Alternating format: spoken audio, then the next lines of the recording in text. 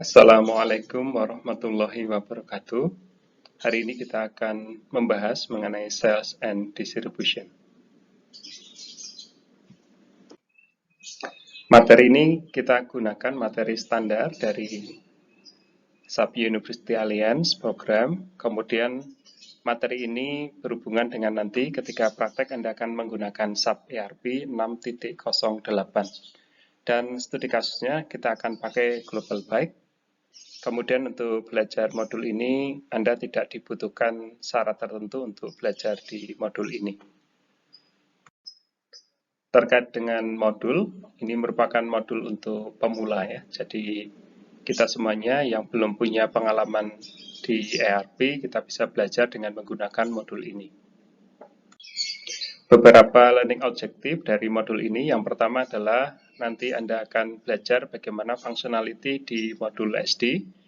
Yang kedua, kita akan coba melihat bagaimana struktur organisasi yang berhubungan dengan modul SD. Yang ketiga, kita akan melihat bagaimana master data yang berhubungan dengan modul SD. Dan yang terakhir adalah nanti kita akan bahas bagaimana proses di dalam modul SD. Tentu saja modul atau proses yang kita pelajari adalah modul standar. Objektif yang pertama berkaitan dengan functionality. Beberapa functionality yang relevan dengan modul SD. Yang pertama adalah sales support. Ya. Aktivitas-aktivitas yang mendukung terjadinya aktivitas sales itu kita masukkan sebagai sales support. Yang kedua adalah aktivitas sales itu sendiri, di mana ketika customer itu kemudian melakukan pembelian kepada kita, ke perusahaan kita, maka di situ akan terjadi aktivitas sales. Yang berikutnya adalah aktivitas shipping and transportation. Ketika aktivitas sales itu terjadi, maka kita harus tentukan bagaimana proses pengiriman dan bagaimana ketentuan transportasi yang akan dipilih oleh si customer. Berikutnya, setelah aktivitas shipping itu dilakukan, dilanjutkan dengan aktivitas billing terkait dengan tagihan dari order yang sudah dilakukan oleh customer. Aktivitas standar penjualan di dalam studi kasus ini menggunakan standar order, di mana aktivitas pembelian itu dilakukan oleh customer, kemudian barang akan kita kirim, tetapi customer belum membayar saat kita melakukan pengiriman barang.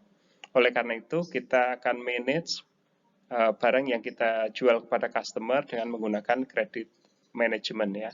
Jadi aset kita akan kemudian menjadi aset milik dari customer dan kita lakukan sebagai piutang usaha ya. Setelah kita kemudian menerbitkan billing. Dan yang terakhir adalah functionality yang berhubungan dengan perdagangan luar negeri, foreign trade. Kita masuk kepada bagian berikutnya, yaitu tentang sales and distribution organizational structure ya, struktur organisasi yang berhubungan dengan modul SD. Beberapa struktur organisasi yang berhubungan dengan modul SD, yang pertama adalah client ya, independent environment in the system. Jadi unit organisasi yang posisinya paling tinggi di dalam struktur organisasi kita sebut sebagai client.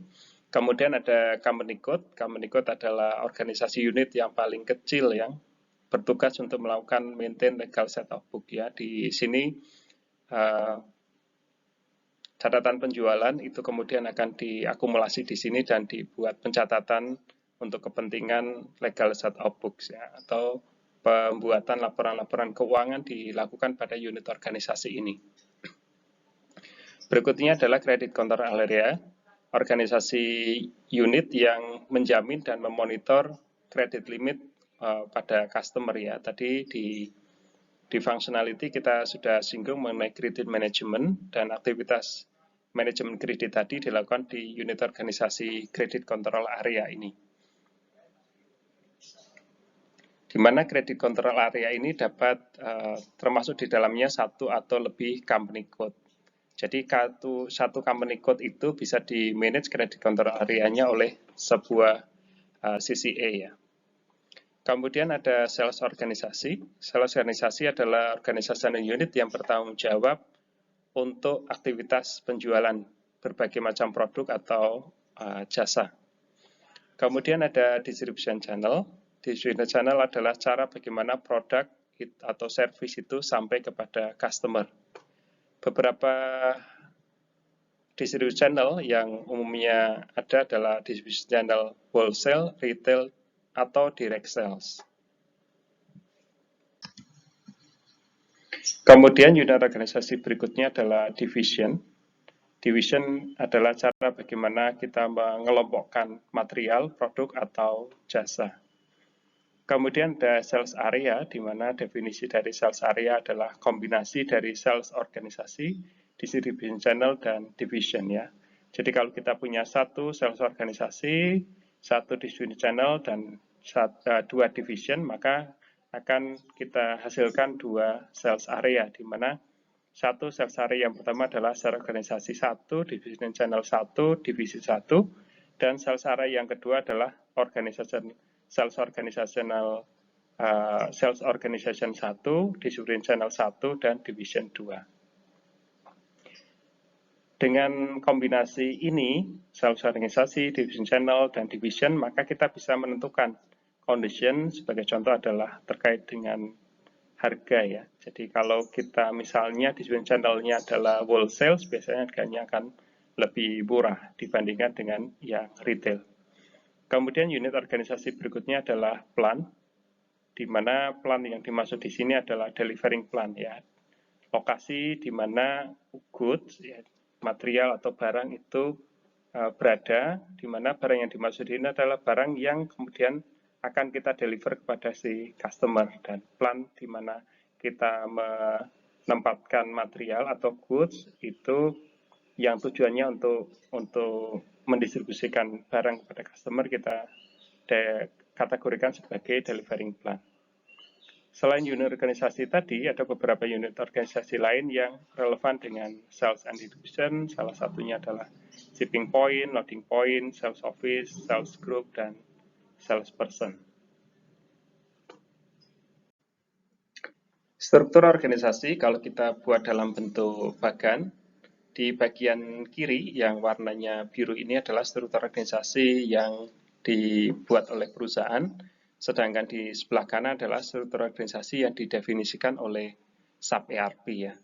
Jadi kalau kita kenal perusahaan ini adalah global baik, nah oleh sistem ERP, SAP ERP itu akan dikenali sebagai klien ya. Jadi terminologinya berbeda penyebutannya, tapi maksudnya sama, di mana ini adalah unit organisasi yang tertinggi di perusahaan yang namanya Global Bike.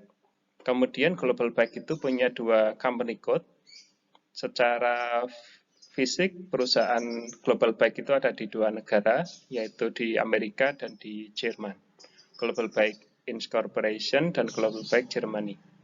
Kemudian sales organisasinya di masing-masing negara ada dua sales organisasi, dan sales office-nya ada 5, di mana di US West itu ada 2 lokasi sales office-nya. Kemudian struktur organisasi dalam bentuk bagian yang lain untuk melihat bagaimana cakupan dari setiap unit organisasi. Kita lihat bahwa klien Global Bike itu memiliki cakupan yang paling menyeluruh ya, karena dia unit organisasi yang paling tinggi. Kemudian di bawahnya ada credit control area, di mana credit control area ini dia memanage di semua company code itu dikelola oleh credit control area yang sama. Kemudian area untuk company code itu dibatasi, ada warna hijau untuk US. Kemudian ada di Jerman itu juga berwarna hijau, sedangkan di Kanada, kemudian di Australia dan tempat yang lain itu masih berwarna abu-abu ya. Kemudian kita lihat di dalam company code itu ada US East, ini untuk sales organization-nya itu berlaku di masing-masing negara.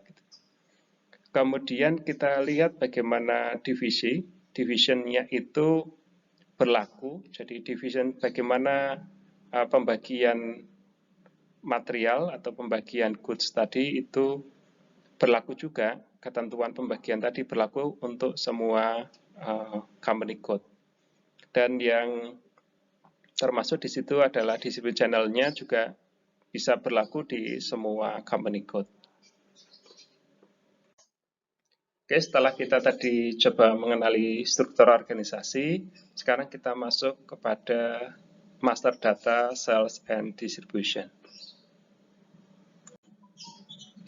Master data, sales, and distribution master data yang berhubungan dengan sales and distribution yang sangat berhubungan dengan modul SD. Yang pertama adalah customer master data, yang kedua material master data, dan sales condition master data. Di mana customer master data tentu saja karena aktivitas penjualan itu berhubungan dengan customer akan melakukan pembelian material, maka material master itu menjadi data yang harus tersedia sebelum transaksi sales itu terjadi. Dan ketika aktivitas sales itu juga kita perlu definisikan beberapa sales condition terkait tentang harga, misalnya itu menjadi data yang harus tersedia sebelum transaksi dijalankan. Kita masuk pembahasan detail mengenai customer master data. Customer master itu berisi semua informasi yang penting yang diperlukan untuk melakukan proses order, delivery, invoice, dan customer payment. Jadi data-data ini diperlukan untuk kepentingan proses tadi dimulai dari order sampai ke aktivitas payment. Kemudian setiap customer harus sudah ada di master data record ya. Jadi semua orang yang mau melakukan transaksi atau perusahaan yang mau melakukan transaksi di tempat kita itu dia harus datanya sudah masuk ke dalam data sistem di sistem ERP. Kemudian sales data master ini dibuat oleh sales area. Jadi sales organisasi, distribution channel, dan division itu didefinisikan saat kita mengenerate master data customer. Data customer sendiri dibagi menjadi 3 kelompok data. Yang pertama adalah general data, yang kedua company code data, dan yang terakhir adalah sales area data. Kalau kita lihat di sini ada kelompok general information. General information ini yang tadi general data tadi, di mana contoh general data adalah nama dari customer, alamat dari customer, kemudian komunikasi dengan customer dengan menggunakan bahasa apa. Kemudian pada kelompok data customer berikutnya adalah yang pada level company code ya. Di level company code ini data customer yang dilakukan, data customer yang dilakukan di Amerika itu nanti akan memiliki data yang berbeda ketika customer-nya itu atau customer itu punya cabang perusahaan di Jerman, maka dia mungkin akan memiliki data yang kaitannya dengan company code yang berbeda. Di sini ada 3 contoh data yang ada pada level company code. Yang pertama ada akun manajemen, kemudian ada payment dan accounting management dan payment dan data banknya. Kemudian di data yang berhubungan dengan sales area, ini spesifik untuk sales area tertentu. Gitu ya. Jadi transaksi kita di satu sales organization itu nanti akan memiliki data yang berbeda dengan sales organisasi yang lain. Nah, contohnya adalah data sales office currency. Misalnya, kalau sales organisasinya itu di satu company code, tetapi dia memiliki kebijakan currency yang berbeda, maka kita akan bisa tentukan itu pada level sales organization. Selanjutnya kita masuk ke material master data. Pada material master data berisi semua informasi yang perusahaan butuhkan untuk memanage berkaitan dengan material.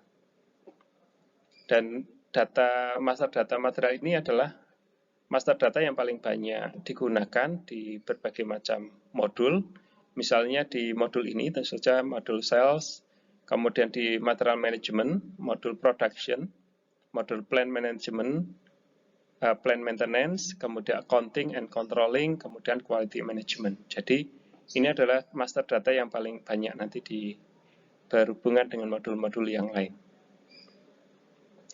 Kemudian master data material ini kemudian disimpan, kemudian dikelompokkan berdasarkan kelompok fungsionalnya yang disebut dengan views ya. Jadi sebagai contoh di sini ada basic data 1, basic data 2, sales organisasi 1. Jadi data-data yang berhubungan dengan fungsional itu dikelompokkan berdasarkan fungsionalnya dan disebut sebagai view. Nah, beberapa view contohnya adalah basic data, material master itu ada yang masuk kelompoknya basic data, sales data, processing data, material plan data, forecasting, dan seterusnya. Kemudian data-data tadi itu akan dikelompokkan berdasarkan views-nya tadi. Ini sebagai contoh adalah general information, jadi nama materialnya itu sama, dia ada pada level general data, kemudian beratnya material sama, unit ukuran dari material tadi itu juga menjadi general data. Tapi data-data yang berhubungan dengan sales organisasi, maka dia akan didefinisikan atau datanya itu berhubungan dengan sales organisasi tertentu misalnya. Misalnya contoh yang lain adalah storage location ya. Kita punya beberapa storage location. Storage location untuk finished good misalnya, kemudian di sini ada storage trading goods. Maka barang yang sama itu bisa masuk kategorinya sebagai finished good, juga bisa masuk kategori trading good. Contohnya kita punya sepeda, kemudian sepeda tadi itu satunya kita produksi sendiri, satunya itu kita beli dari vendor, begitu ya. Jadi karena kapasitas perusahaan itu terbatas, boleh jadi perusahaan kemudian mensubkontrakkan pada vendor, sehingga status dari material tadi itu kita akan simpan pada storage location-nya adalah trading goods, meskipun dia material yang sama. Berikutnya adalah condition master data atau pricing. Condition master data itu meliputi price, jadi harga. Jadi harganya bisa beda-beda tergantung misalnya quantity yang dibeli. Surcharge, kemudian ada misalnya kita akan berikan biaya tambahan atau kita potong biaya tambahannya ketika quantity tertentu terpenuhi misalnya. Diskon, kita juga bisa beri diskon, ini biasanya berhubungan dengan quantity, kemudian freight, biaya ongkos ya, kalau kita beli kan kita akan dihitung ongkos kirimnya misalnya per 5 kg atau yang per box atau kebijakan tersendiri, misalnya 50 kg, dan yang terakhir adalah tax ya. Jadi ada barang-barang yang kena tax, ada yang tidak kena tax, itu didefinisikan di condition master data di sini. Sehingga ketika kita melakukan penjualan, maka data-data condition ini sudah disimpan di data ERP, sehingga ketika transaksi semuanya akan bisa dipanggil ya, bisa di-generate secara otomatis.